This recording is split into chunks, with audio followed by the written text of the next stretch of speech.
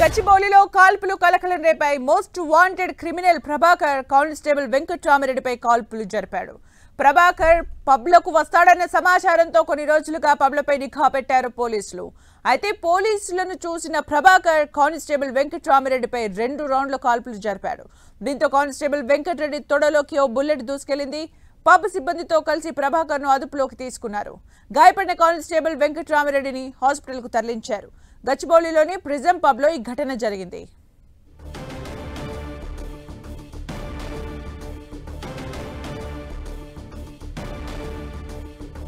గచ్చిబౌలిలో కాల్పులు కలకలం రేపాయి. Most wanted criminal Prabhakar constable వెంకట్రామిరెడ్డిపై కాల్పులు జరిపాడు.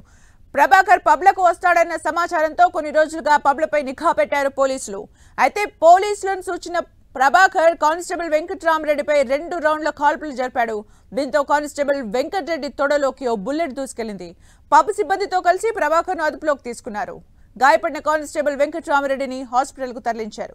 గచ్చిబౌలిలోని ప్రిజం పబ్ లో ఈ ఘటన జరిగింది. మరిన్ని అప్డేట్స్ మా ప్రతినిధి కిరణ్ అందిస్తారు. కిరణ్, గచ్చిబౌలి పబ్ లో కాల్పుల కలకలం చోటు చేసుకుంది. ఈ సంబంధించి కూడా ఒక పాత నేరస్తును పట్టుకునేందుకు ఇటు సైబరాబాద్ సిసిఎస్ పోలీసులు గడిచిన కొద్ది రోజులుగా సైబరాబాద్ లోని పలు పబ్బుల్లో నిఘా వేశారు. ఈ ప్రిజం పబ్బుల్లో కూడా ఈ పాత నేరస్తు ప్రభాకర్ వస్తూ పోతున్నట్టుగా సమాచారం లేదు. అతన్ని రెడ్ హ్యాండెడ్ గా పట్టుకునేందుకు ఒక టీం అక్కడికి వెళ్ళింది. వెంటనే పోలీసులను చూసిన ప్రభాకర్ వారి మీద కాల్పులకు తెగబడ్డాడు. దీంతో ఓ హెడ్ కానిస్టేబుల్ కి ప్రస్తుతానికైతే అతడి పాదాలలోకి బుల్లెట్ దూసుకెళ్ళి వెంటనే చాలా చాకచక్యంగా ఇటు పప్పు సంబంధించిన సెక్యూరిటీతో కలిసి కూడా అతన్ని పోలీసులు అదుపులోకి తీసుకున్నారు. ఇక ఈ విషయానికి సంబంధించి కూడా వాస్తవానికి ఈ పబ్బుల్లో ఏ కస్టమర్ ని లోపలికి వెళ్లేందుకు చెక్ చేస్తున్నారు. కానీ ఇతడు చాలా ఏ విధంగా గన్ తీసుకొని లోపలికి వచ్చే ప్రస్తుతానికి అయితే అనుమానం వ్యక్తం చేస్తున్నారు. ఈ ఘటనకు సంబంధించి కూడా ఒకసారిగా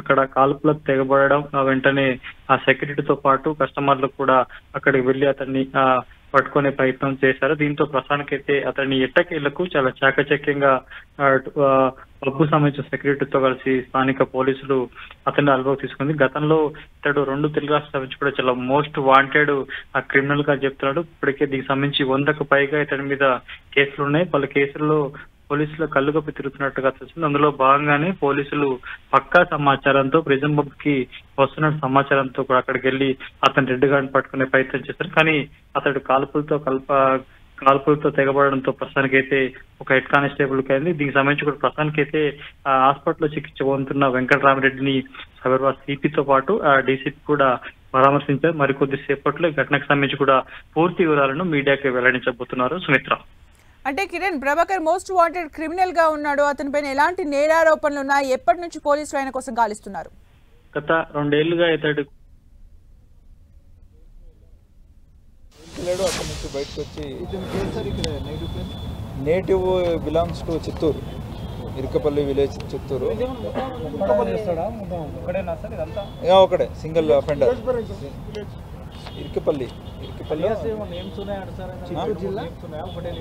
ఒకటే దాని సింగిల్ అఫెండర్. ఇంకా ఫర్దర్ ఇంట్రాగేషన్ జరుగుతుంది.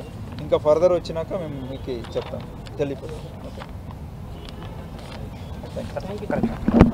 ఇంకా మళ్ళీ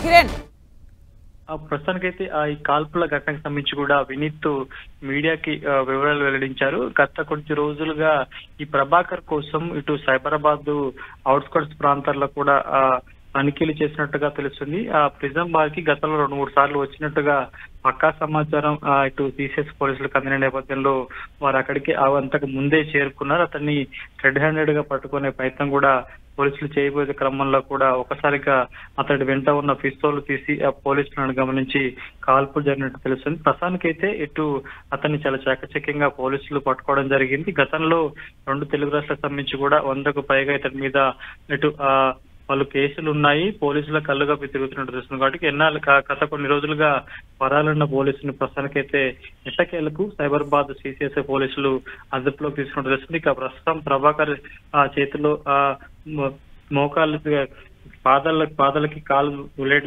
ప్రస్తుతానికి అతడు హాస్పిటల్లో చికిత్స పొందుతున్న హెడ్ కానిస్టేబుల్ కొద్దిసేపటి క్రితం సైబరాబాద్ సిపితో పాటు పలువురు పోలీసులు కూడా పరామర్శించారు. ఆరోగ్య పరిస్థితిని అడిగి తెలుసుకున్నారు. పాదంలో బుల్లెట్ దిగినట్టు తెలుస్తుంది. ప్రస్తుతానికైతే శస్త్రచికిత్స చేసి ఆ బుల్లెట్ ను కూడా తొలగించే ప్రయత్నం చేస్తున్నారు. ఇక ఈ ఘటనకు సంబంధించి కూడా ప్రస్తుతానికైతే పూర్తిగా అక్కడ పబ్బులో ఉన్న CCTV ఫుటేజ్ ను కూడా ప్రస్తుతానికైతే పోలీసులు పరిశీలిస్తున్నారు. గన్ను తీసుకొని ఇతడు పబ్లోకి ఎలా ప్రవేశించాడు, ఒకే ఎంట్రన్స్ ఉందా పబ్కి లేకపోతే వేరే ఎంట్రన్స్ నుంచి వచ్చాడా, దీనికి సంబంధించి కూడా ప్రస్తుతానికైతే పోలీసులు కేసు నమోదు చేసి దర్యాప్తు చేస్తున్నారు. సుమిత్ర. అంటే కిరణ్, ప్రభాకర్ కి సంబంధించి ఇప్పటికే గాలింపు చర్యలు ముమ్మరం చేసిన క్రమంలో ప్రిజం అనే పబ్ దగ్గర అతన్ని పట్టుకోవడం జరిగింది. అంటే ముఖ్యంగా హైదరాబాద్ లో ఇంకా ఏ పబ్లకి వెళ్తాడనే సమాచారం ఉండింది. అలాగే ఈ గాలింపు చర్యలు ఎప్పటి నుంచి పోలీసులు కొనసాగిస్తూ ఉన్నారు, అలాగే పబ్ దగ్గర ఎలాంటి చెకింగ్ లేకుండా అంటే గన్ని కూడా అలౌ చేసే సిస్టమ్ ఉంటుంది, పబ్ దగ్గర అసలు ఎలాంటి సెక్యూరిటీ ఉంటుంది? వాస్తవానికి ఈ ప్రభాకర్ కోసం CCS పోలీస్ తో పాటు ఇతర రాష్ట్రాలకు సంబంధించిన పోలీసులు కూడా ఒక జాయింట్ ఆపరేషన్ నిర్వహిస్తున్నట్టు తెలుస్తుంది. CCS పోలీసులకు సంబంధించి కూడా కొద్ది రోజులుగా ఇతడి కదలికల మీద కూడా పూర్తిగా ఫోకస్ పెట్టారు. కొద్ది రోజుల నుంచి ఈ పబ్కి వచ్చి వెళ్తున్నట్టుగా వారికి సమాచారం రావడంతో ఈ రోజు వీకెండ్ కావడంతో ఖచ్చితంగా నిజం పబ్కు వస్తారని కూడా వారికి పక్కా సమాచారం అందుకుంది.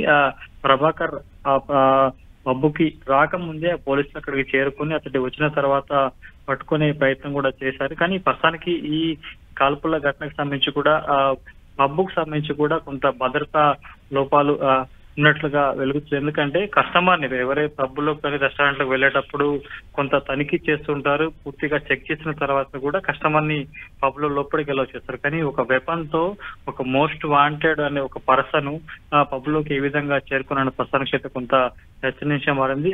పూర్తి స్థాయిలో పబ్కు సంబంధించి అన్ని CCTV ఫుటేజ్ కూడా పోలీసులు పరిశీలిస్తున్నారు. ఈ ప్రభాకర్ ని పబ్ లోకి తీసుకెళ్లేందుకు ఎవరన్నా పబ్బు సంబంధించిన ఎవరైనా సహకరించారా అన్న కోణంలో కూడా దర్యాప్తు జరుగుతుంది. ఎట్టకేళ్ళకైతే చాలా చాకచక్యంగా ఆ ప్రభాకర్ ని పోలీసులు అదుపులోకి తీసుకొని విచారిస్తున్నారు. అంటే ఎన్ని టీమ్స్ ఈ ఆపరేషన్ లో పాల్గొనే కిరణ్, అలాగే గాయపడిన కానిస్టేబుల్ పరిస్థితి ఎలా ఉంది?